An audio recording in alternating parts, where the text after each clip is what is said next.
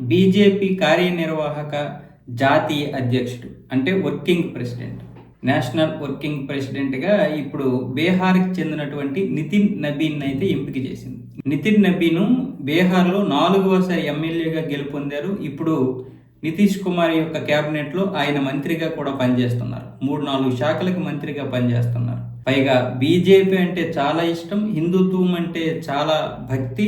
వీటితో పాటు ఆయన ఇతరులను విమర్శించకుండా హిందుత్వాన్ని ప్రొజెక్షన్ చేస్తారన్నమాట. పైగా జాతీయ రాజకీయాల మీద పట్టు ఉంది. అందుకే ఇప్పుడు ఇతనికి వర్కింగ్ ప్రెసిడెంట్గా ఇవ్వడం జరిగింది పదవి. ఇది నిజంగా ఇంతవరకు బీజేపీలో బహుశా లేదు.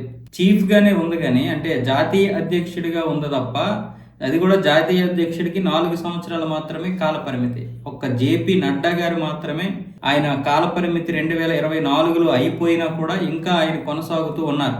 ఎందుకంటే ఎవరిని నియమించాలా అన్న దాని విషయంలో ఇంకా బీజేపీకి సరైనటువంటి దిశానిర్దేశం రాలేదు.